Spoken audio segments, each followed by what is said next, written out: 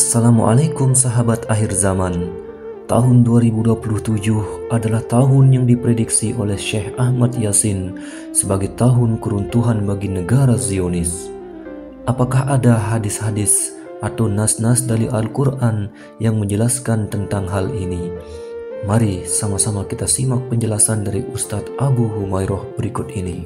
Pembahasan di malam hari ini masih seputar Palestina, dan kita beri tema di malam hari ini tentang kehancuran orang-orang Yahudi. Ma'asyiral muslimin yang dimuliakan Allah Azza wa Jalla, sebelum kita masuk pada temanya, kenapa saya ingin angkat permasalahan ini? Karena santer di media akhir-akhir ini, atau boleh dikata berita yang sangat viral sekali, bahwa kehancuran Zionis Yahudi di Israel ini semakin dekat. Bahkan diramalkan tidak lama lagi, tahun 2027. Tentu karena ada seorang ulama dari Palestina, Ahmad Yasin rahimahullahu ta'ala, ketika diwawancarai, beliau mengatakan, kenapa saya memastikan bahwa kehancuran Zionis Israel itu tidak akan lama. Alasannya karena berdasarkan Al-Quranul Karim. Jadi berdalil dengan Al-Quran Al-Karim, di mana pernah saya ceritakan kepada antum tentang kisah Nabi Musa alaihi salatu wassalam yang terdampar di sebuah padang pasir. Ketika itu Nabi Musa harus melawan orang-orang Kaldaniun ataupun Kan'aniyun atau penduduk asli Palestina kala itu. Tapi kemudian Bani Israel menolak dan mengatakan perkataan lancang kepada Nabi Musa alaihi salatu wassalam, idhab anta wa rabbuka faqatila innaha huna qaidun. Kalau engkau ingin berperang, silahkan berperang. Kami Bani Israel akan duduk-duduk di sini. Ajak Tuhanmu berdua perang sana. Akhirnya sebab perkataan ini, maka Allah subhanahu wa ta'ala menurunkan azab kepada Bani Israel, tidak bisa keluar dari padang pasir itu. Yang Allah subhanahu wa ta'ala katakan, ya arba'ina sanatan yatihuna fil ardi, selama 40 tahun mereka seolah-olah linglung hanya berputar-putar di negeri itu saja, sampai wafat Nabi Harun dan juga Musa wafat di situ. Di dalam surat ini, arba'ina sanatan yatihuna fil ardi, 40 tahun mereka berkeliling, tidak bisa keluar dari negeri itu. Muncullah angka 40 di sini, angka 40 tahun. Ada apa dengan angka 40 tahun? Ada yang mengatakan bahwa, kata beliau Syekh Ahmad Yasin ini, karena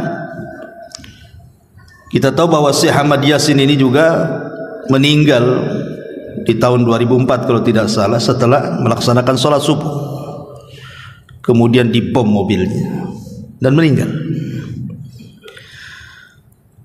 Jadi kalau kita mengurut kenapa kemudian orang-orang Zionis Yahudi itu sampai bertempat di Palestina, Minggu-minggu yang lalu sudah saya bahas sedikit bahwa mereka diletakkan oleh orang-orang Inggris di situ, tentu sebagai balas jasa,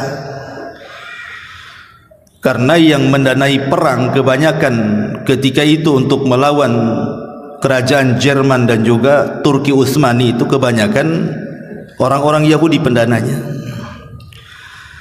Makanya ketika Perang Dunia Pertama dimenangkan oleh Inggris, maka sebagai balas budi Inggris akhirnya meletakkan orang-orang Yahudi yang tersebar di Eropa, kemudian diberikan tanah dengan dalih sejarah, kemudian diletakkanlah di Palestina yang sekarang menjadi negara Israel. Lebih besar tanahnya dibandingkan orang asli Palestina sendiri. Lah, ada yang mengatakan bahwa, kata beliau, kata Syekh Ahmad Yasin ini, beliau mengatakan bahwa kemarin serangan 7 Oktober ya, yang ma'ruf ya beritanya kan, Hamas yang menyerang pertama, dan itu serangan yang tidak diduga-duga orang Israel. Mereka mengatakan bahwa kalau kita mengurut angka 40 itu dari mulai berdirinya kerajaan Israel tahun 1948, disitulah mulai Israel berdiri di Palestina. Kemudian sampai 1988 itu puncak kejayaan orang-orang Israel, maksudnya membantai warga-warga Palestina. Nah, di tahun itu berdirilah Hamas katanya, dan sekarang usianya itu sudah hampir 40 tahun berdirinya Hamas. Berarti di sini sudah ada tanda-tanda kehancuran orang-orang Yahudi. Dan tepat di 2027 itu pas di angka 40 tahun. Makanya kemudian beliau, Syekh Ahmad Yasin, mengatakan bahwa sebentar lagi, kemudian beliau mengatakan sekitar 2027, maka dipastikan Zionis itu akan tumbang. Karena biasanya seseorang itu usianya dari usia 1 tahun sampai 40 tahun itu kan lagi kuat-kuatnya. Tetapi kalau sudah di atas 40 tahun itu sudah mulai rapuh orang itu. Artinya Yahudi menuju kerapuhan, sementara pejuang Palestina dalam hal ini gitu ya, dan juga orang-orang yang menyokongnya di sana itu di atas puncak kejayaan, karena sudah hampir 40 tahun. Lah, dari dalih ini kemudian santer di mana-mana bahwa kejatuhan Zionis Yahudi itu sudah dekat. Buktinya daerah yang tidak punya negara dengan peralatan seadanya bisa memiliki alat-alat canggih dan bisa menyerang negara yang sangat kuat yang didukung oleh Amerika, Inggris, India dan yang lain. Kalau bukan tanda-tanda kemenangan, apa namanya? Dari penjelasan beliau tadi dapat dianalisis bahwa kesimpulan kehancuran Yahudi adalah siklus 40 tahunan yang diambil dari nas Al-Quran, bahwa kaum Yahudi pada zaman Nabi Musa yang dihukum karena tidak mau berperang melawan orang-orang asli Palestina pada waktu itu, sehingga mereka dihukum terlantar di padang pasir selama 40 tahun. Jika diambil mulai berdirinya negara Israel, yaitu tahun 1948, di mana pada tahun ini terjadi peristiwa Nakbah yang artinya malapetaka. Ya, malapetaka bagi 700.000 warga asli Palestina yang terusir dari tanah air mereka. Lalu peristiwa apa yang terjadi pada tahun 1988? Pada tahun ini, tepatnya 15 November 1988, Palestina mendeklarasikan kemerdekaannya yang bertempat di Aljazair. Tahun 1988 adalah bagian dari intifada pertama, yaitu pemberontakan rakyat Palestina terhadap pendudukan Israel di tepi barat dan jalur Gaza, di mana bentuk perlawanan mereka berupa demonstrasi, pemogokan umum, pelemparan batu, hingga konfrontasi kekerasan. 40 tahun kemudian, yaitu jatuh pada tahun 2027 atau tahun 2028, adalah tahun yang diprediksi oleh Syekh Ahmad Yasin sebagai tahun kehancuran negara Zionis. Sekali lagi, ini adalah prediksi. Mungkin akan terjadi pada tahun yang diprediksikan, mungkin juga lebih cepat dari itu, atau mungkin lebih lama dari itu. Namun yang pasti, kaum Yahudi akan melakukan kerusakan 2 kali dan akan dihukum juga 2 kali. Kapan waktu hukuman yang kedua itu? Simak penjelasan Ustadz Abu Humairah lagi berikut ini. Itu kemudian menjadi viral hari ini, bahwa Zionis Yahudi itu akan runtuh pada waktu yang sesingkat-singkatnya hitungan tahun ke depan. Tapi bagaimana pandangan kita, pandangan Al-Quran, pandangan para ulama tentang ijtihadnya daripada Syekh Ahmad Yasin ini? Sebagian ulama kontemporer mengatakan bahwa itu kan ijtihadiyah saja. Kalau memang ijtihadiyah benar, alhamdulillah, kita aminkan. Mudah-mudahan dalam waktu dekat Israel tumbang, kemudian Palestina merdeka. Itu harapan kita kaum muslimin di mana-mana. Kalau memang prediksi dia benar, kan begitu. Tapi kalau seandainya tidak benar, jangan pula kemudian menyalahkan Al-Quran. Kalau begitu Al-Quran tidak benar, bukan Qurannya yang tidak benar. Kadang-kadang yang mentafsirkannya itu yang salah. Taib, ma'asyiral muslimin yang dimuliakan Allah Azza wa Jalla, malam ini kita akan fokus kepada surah Isra, karena disinilah rahasia tumbangnya Zionis Yahudi di akhir zaman. Ma'asyiral muslimin yang dimuliakan Allah Azza wa Jalla, dalam surah Isra ayat 1 sampai ayat 8, Allah Subhanahu wa taala berfirman, Subhanalladzi asra bi 'abdihi lailan minal masjidil harami ilal masjidil aqsa alladzi barakna haulahu linuriyahu min ayatina innahu huwas samiul basir. Maha suci Allah yang telah memperjalankan hambanya, maksudnya Nabi SAW, pada malam hari dari Masjidil Haram ke Masjidil Aqsa, yang telah kami berkahi sekelilingnya, agar kami memperlihatkan kepadanya sebagai tanda-tanda kebesaran kami, dan sesungguhnya Dia Maha mendengar lagi Maha melihat. Ayat ini juga sebagai dalil tentang kesucian Aqsa, bahwa Aqsa itu milik kaum muslimin. Karena Nabi SAW pernah menjadikan kiblat 3 tahun di Mekah dan 16 bulan di Madinah.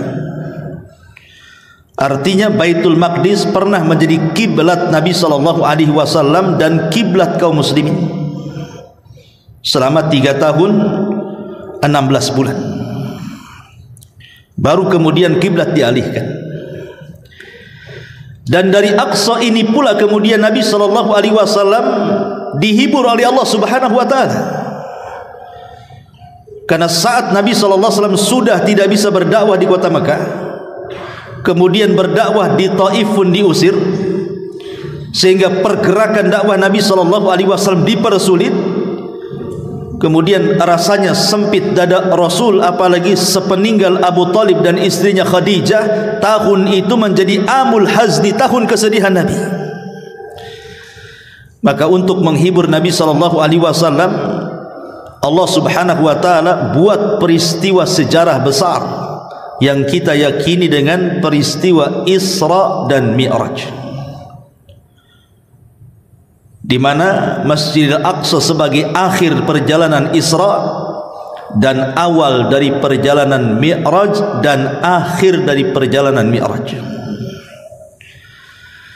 Bahkan Nabi SAW pernah solat di situ, bahkan mengimami lagi seluruh para nabi di belakangnya. Seolah-olah para nabi ini hendak menitipkan dan mewariskan Masjidil Aqsa kepada Nabi SAW sebagai akhirul anbiya wal mursalin, pemimpinnya para nabi dan rasul. Ma'asyiral muslimin yang dimuliakan Allah Azza wa Jalla, dan Allah katakan di sini alladzi barakna haulahu, dan Aqsa itu adalah daerah suci, tempat suci ketiga setelah Masjidil Haram, Masjid Nabawi, kemudian Masjidil Aqsa. Kemudian Allah Subhanahu wa taala berfirman, wa ataina Musal kitaba wa ja'alnahu hudan li bani Israil ala tattakhidu min duni wakila, dan kami berikan kepada Musa kitab Taurat dan kami jadikan petunjuk bagi Bani Israel dengan firman-Nya, janganlah kalian wahai Bani Israel mengambil pelindung selain aku. Makna ayat yang kedua ini seolah-olah Allah Subhanahu wa taala ingin mengatakan kepada kita, setelah Allah muliakan Nabi SAW dengan peristiwa Isra dan Mi'raj, atau sebagaimana Allah memuliakan Nabi SAW dengan peristiwa Isra dan Mi'raj, begitu juga Nabi Musa dimuliakan Allah dengan diturunkan Taurat. Dan kedua nabi ini selalu disebut dalam Al-Quran, dan kata Musa dalam Quran itu terbanyak dibandingkan seluruh para nabi. Seolah-olah kita tidak bisa dipisahkan dengan Nabi Musa.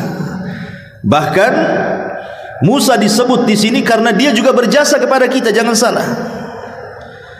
Yang menyuruh Nabi SAW untuk mengurangi solat 50 waktu akhirnya menjadi 5 waktu, siapa? Nabi Musa. Nabi Musa yang meminta kepada Rasul untuk meminta diringankan. Akhirnya Rasul pun mengikuti saran Musa, akhirnya dikurangi dari 50, 45, 40, 35, 30, 25, 20, 15, 10 sampai menjadi 5 waktu. Makanya disebut setelah peristiwa Isra Mi'raj ini, Nabi Musa alaihi salatu wasallam dengan mukjizatnya Taurat. Kemudian Allah mengatakan, dzurriyyata man hamalna ma'a Nuhin innahu kana 'abdan syakura. Wahai keturunan orang-orang yang kami bawa bersama Nuh, sesungguhnya dia Nuh adalah hamba Allah yang banyak bersyukur. Allah ingatkan tentang orang-orang yang dalam Nuh itu. Siapa orang-orang yang di kapal Nabi Nuh? Anak-anak Nuh, Syam, Ham, dan juga Yafis. Dan Bani Israel itu nasabnya sampai kepada Nuh alaihi salatu wassalam, termasuk kita semuanya. Baru setelah Allah Subhanahu wa taala menyebutkan itu semuanya di sini, baru dimulai pembahasan kita. Allah mengatakan, wa qadayna ila bani Israil fil kitabi la tufsidunna fil ardi marrataini wa la ta'luwanna uluwan kabira fa idza jaa wa'du ulahuma ba'athna 'alaikum ibadan lana uli ba'sin syadid fajasu khilalad diyar wa kana wa'dan maf'ula. Dan kami telah tetapkan. Ada yang mengatakan kalimat qadaina itu maksudnya kami telah takdirkan di Lauhil Mahfuz. Ada yang mengatakan wa qadaina itu artinya akhbarna, kami habarkan. Ada yang mengatakan wa qadaina itu artinya hakamna, kami telah menetapkan secara hukum alam dan syar'i. Kepada siapa? Kepada Bani Israel. fil kitab, di dalam kitab itu maksudnya dalam Taurat. La tufsidunna fil ardi marratain. Kamu, maksudnya Bani Israel, pasti akan berbuat kerusakan di muka bumi ini 2 kali. Dan pasti kamu akan menyombongkan diri dengan kesombongan yang besar. Fa idza jaa wa'du ulahuma, maka apabila datang saat hukuman bagi kejahatan pertama, ba'athna 'alaikum ibadan lana, maka kami akan datangkan kepada kalian hamba-hamba kami yang sangat-sangat perkasa. Kemudian fajasu khilalad diyar, lalu mereka merajalela, membakar-bakar, mengepung-ngepung, bahkan membunuh. Dan itulah ketetapan yang pasti terlaksana. Begini ikhwan ya. Sebelum saya lanjutkan, saya terangkan dulu supaya jelas. Ma'asyiral muslimin yang dimuliakan Allah Subhanahu wa taala, kita tahu kisah Bani Israel secara singkat ya. Bani Israel ini berawal dari Nabi Ibrahim alaihi salatu wassalam. Kemudian Ibrahim punya anak namanya Ishak. Dari Ishak ini punya anak namanya Yakub. Dari Yakub ini punya anak 12. Dari 12 anak Yakub ini lahirlah Bani Israel. Karena Israel itu nama lain daripada Yakub. Dari keturunan Yakub disebut Bani Israel dari 12 putranya. Kemudian diboyong oleh salah satu putra Yakub namanya Yusuf dari Palestina menuju Mesir. Kemudian setelah Yusuf meninggal, akhirnya kemudian mereka diperbudak. Singkat cerita, diperbudak Fir'aun, kemudian lahirlah Musa. Maka Musa pun kemudian membawa Bani Israel menuju tanah perjanjian Palestina, tetapi terdampar di bumi linglung karena mereka tidak mau diajak jihad. Sampai Musa wafat, Harun pun wafat. Kemudian lahirlah generasi kedua, generasi para pemberani Bani Israel. Kemudian mereka dipimpin oleh Yusha ibn Nun. Oleh Yusha ibn Nun inilah akhirnya berhasil membebaskan Baitul Maqdis, mampu melawan orang-orang Kaldaniun, orang-orang Kan'aniun, orang-orang asli Palestina. Kemudian setelah kalah mereka bisa menguasai Al-Quds, Baitul Maqdis. Tetapi setelah Yusha ibn Nun meninggal dunia, ya sekitar 300 tahun setelahnya, muncullah Nabi Allah Daud alaihi salatu wassalam. Dan itu puncak kemakmuran Bani Israel. Nabi yang sangat dicintai Bani Israel, Nabi Daud alaihi salam, yang menggabungkan antara kekuasaan dan kenabian. Dan puncak kesejahteraan Bani Israel ketika Daud meninggal kemudian dipimpin Nabi Sulaiman. Itulah puncak kejayaan Bani Israel ketika dipimpin oleh Nabi Sulaiman. Tapi setelah Sulaiman meninggal, kemudian dipimpin anaknya namanya Rob'am ibn Sulaiman, mulailah kemudian mengendor. Apalagi setelah Rob'am ibn Sulaiman ini meninggal dunia, disinilah kemudian mulailah Bani Israel jauh dari para nabi, bahkan cenderung menentang para nabi, mulai menukar Taurat dengan sihir, mulai kemudian mereka melakukan riba, melakukan kezaliman, berani mencela Allah Subhanahu wa taala, sebagaimana Allah katakan ucapan Bani Israel, ucapan Yahudi kepada Allah Subhanahu wa taala, innallaha faqir wa nahnu aghniya, Allah itu miskin, kami yang kaya. Mulai mereka berani mencela Allah, bahkan mencela para nabi, bahkan membunuh para nabi. Itulah kerusakan pertama yang Allah Subhanahu wa taala katakan di sini, wa qadayna ila bani Israila fil kitabi la tufsidunna fil ardi marratain. Dan kami tetapkan terhadap Bani Israel dalam Taurat itu, kamu pasti akan berbuat kerusakan di muka bumi 2 kali. Kapan yang pertama? Ini yang pertama setelah meninggalnya Rab'am ibn Sulaiman, putra Sulaiman yang mewarisi tahta Sulaiman. Disitulah mulai kacau, Bani Israel kacau. Mereka kemudian setiap nabi yang memimpin mereka langsung dibantainya. Karena Nabi SAW mengatakan dalam sebuah hadis, kanat Banu Israel tasusuhumul anbiya kullama halaka nabiyyun khalafahu nabiyyun. Dulu Bani Israel, kata Nabi SAW, dipimpin para nabi. Setiap nabi meninggal maka datang nabi yang lain, meninggal nabi, begitu seterusnya. Tapi setelah kemudian di zaman berlalunya Rab'am ibn Sulaiman, mulai rusak. Itulah kerusakan pertama di sini. Dan puncaknya adalah ketika mereka sudah mulai membunuh para nabi, bahkan nabi-nabi yang tercantum dalam Al-Quran. Mereka membunuh Zakaria, mereka membunuh Yahya, bahkan mereka melakukan percobaan membunuh Isa bin Maryam. Menurut keyakinan mereka, mereka berhasil membunuh Isa. Tapi menurut keyakinan kita, Isa tidak dibunuh, Isa tidak disalib, bahkan Isa diangkat ke langit. Kemudian Allah Subhanahu wa taala katakan, fa idza jaa wa'du ulahuma, apabila datang saat hukuman kejahatan mereka yang pertama. Karena mereka sudah kurang ajar tuh, mendustakan para nabi, membunuh para nabi, macam-macam mereka, kesombongan mereka di hadapan Allah Subhanahu wa taala.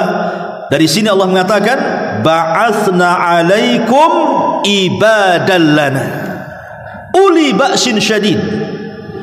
Maka sebagai bentuk balasan kejahatan mereka, kami datangkan kepada kalian dari hamba-hamba kami yang perkasa. Fajasu khilalad diyah, hamba-hamba ini menghancurkan kalian. Dia mengatakan jasu dalam bahasa Arab itu artinya membakar, menghancurkan, membunuh, ya kan? Wa kana wa'dan maf'ulah, dan itulah ketetapan yang pasti terlaksana. Sebagian ahli tafsir memang berbeda pendapat. Siapa yang menghukum kejahatan Bani Israel yang pertama itu? Ada yang mengatakan bahwa Allah Subhanahu wa taala kirim kepada mereka Maliku Babil, Raja Babylon, namanya Bukhtun Nasr. Bukhtun Nasr ini membawa pasukan besar di malam hari, kemudian menghancurkan Palestina sehancur-hancurnya. Dalam waktu sesingkat-singkatnya 90.000 Yahudi mati semuanya, dibantai, dan 70.000 ditawan dari kalangan anak-anak, wanita dan orang tua, semua digiring ke Irak, dan tidak disisakan satupun manusia di Palestina. Kemudian dirobohkan semua bangunannya. Ini sebagai balasan dari kejahatan mereka. Allah kirim raja yang jauh lebih zalim, lebih jahat dibandingkan mereka. Ini satu penafsiran. Ini kejahatan pertama yang kemudian Allah balas dengan datangnya Bukhtun Nasr.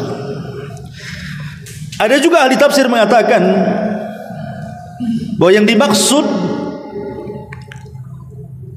ibadah lana, hamba-hamba yang kami utus kepada mereka ini bukan cerita di zaman sebelum Nabi.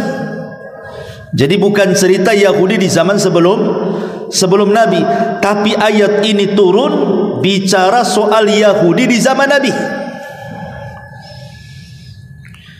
Ketika orang-orang Yahudi mereka mengalami kekalahan perang di Yerusalem, maka banyak di antara mereka yang kemudian hijrah meminta suaka, dan kebanyakan mereka kemudian mengarah ke Madinah, yang dulu mereka sebut sebagai kota Yathrib. Disitulah kemudian Yahudi bercokol. Ada Yahudi Bani Kunaiko, ada Yahudi Bani Nadir, ada Yahudi Bani Quraidah, termasuk juga Yahudi Khaybar, dan beberapa kabilah-kabilah Yahudi kecil yang ada di sekitarnya. Lambat laun mereka pun menguasai Yathrib, padahal mereka pendatang, tapi mereka mulai menguasai Yathrib, menguasai ekonomi, mulai sombong, congkak, kemudian menindas orang-orang Arab. Persis seperti sekarang,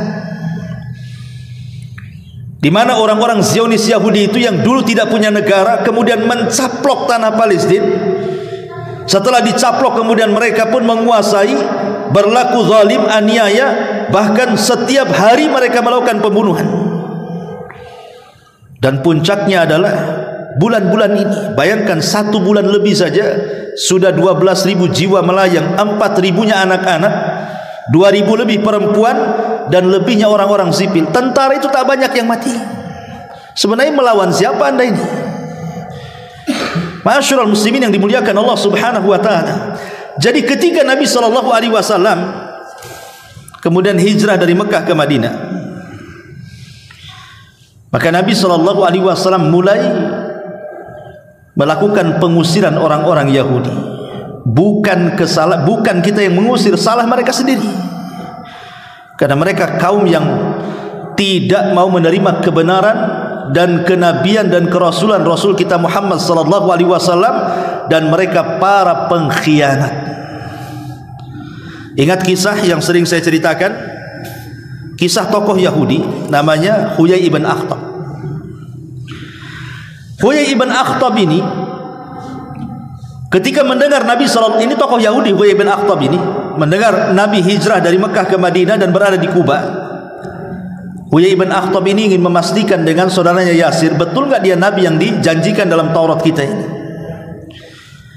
Dari pagi sampai siang sampai sore mengintai.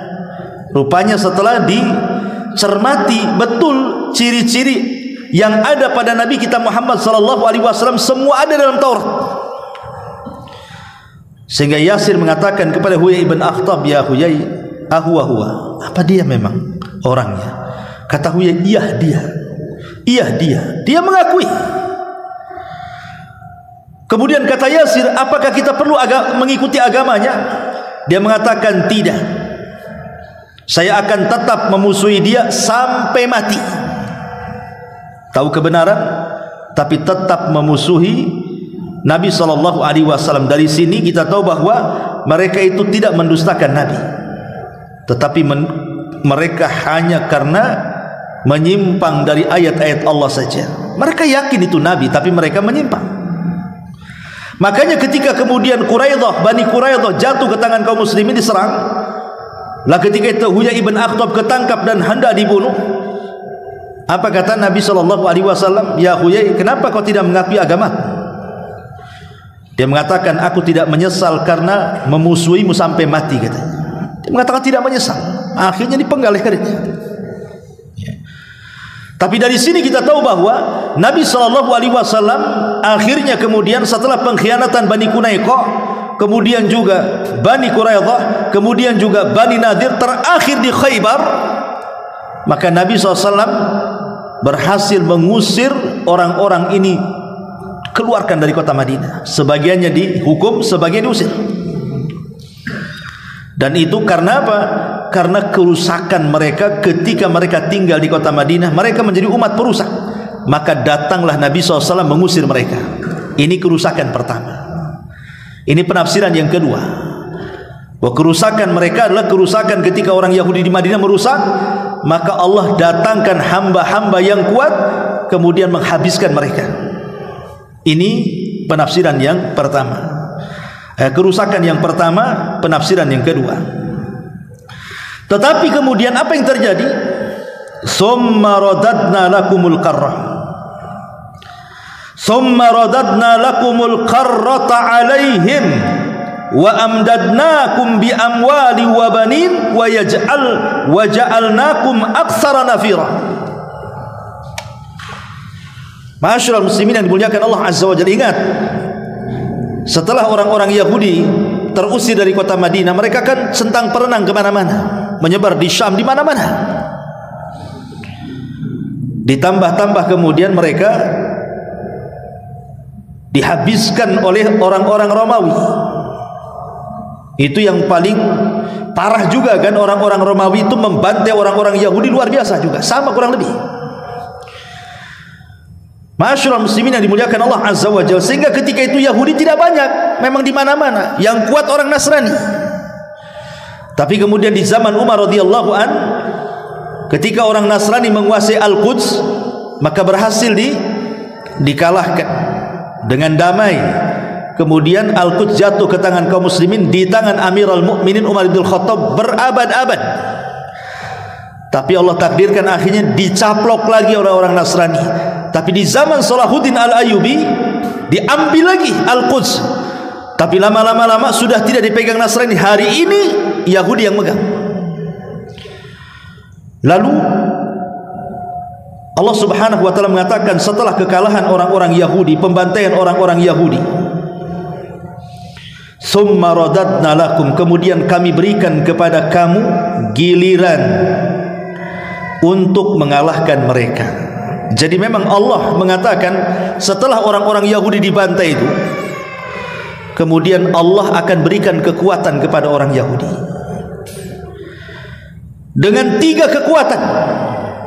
Apa itu? Wa amdadnakum bi amwalin, kami akan membantu kalian wahai orang-orang Bani Israel dengan harta kekayaan,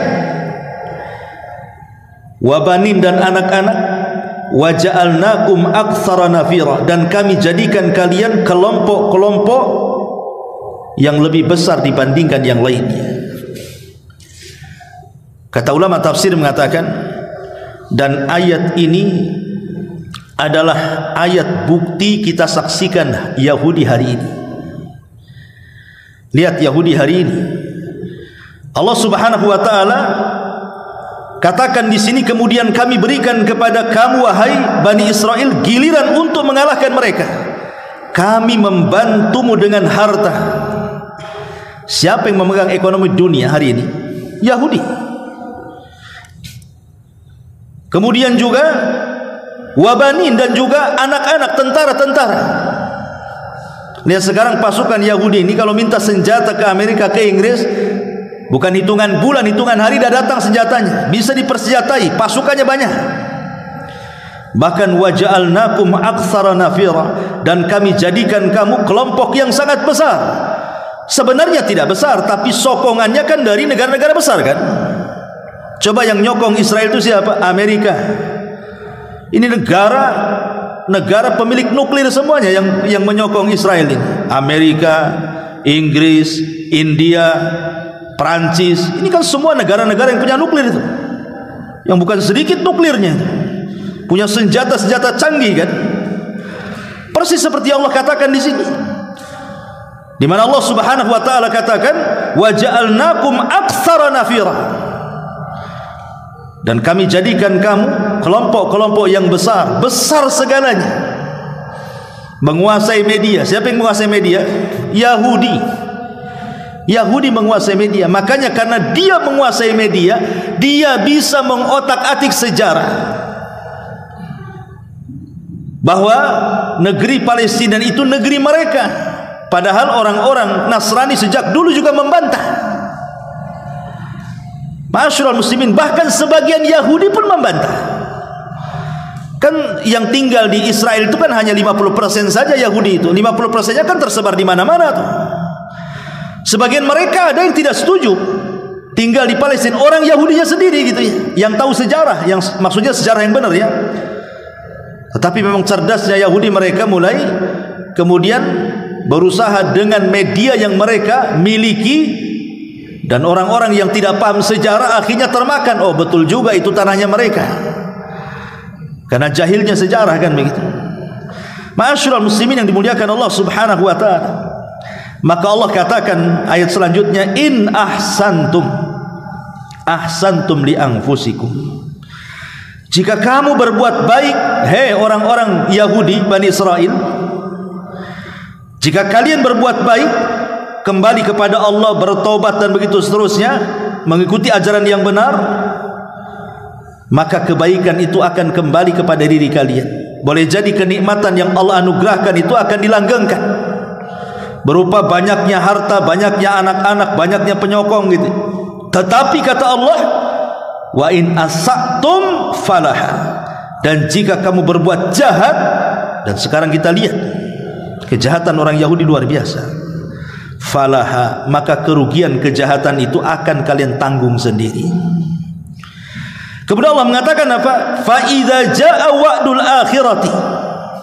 Fa idza jaa wa'dul akhirati liyasa'u wujuhakum wa liyadkhulul masjida kama dakhaluhu awwala marrah wa liyutabbiru ma alau tadbira.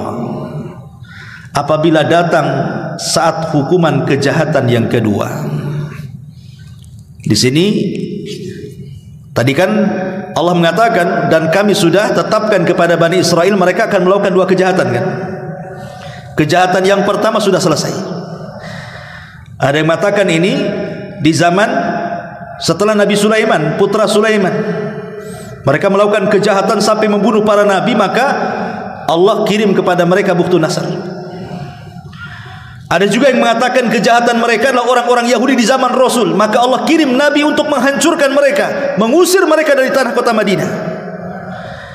Nah, ini datang kejahatan yang kedua. Kapan itu kejahatan yang kedua?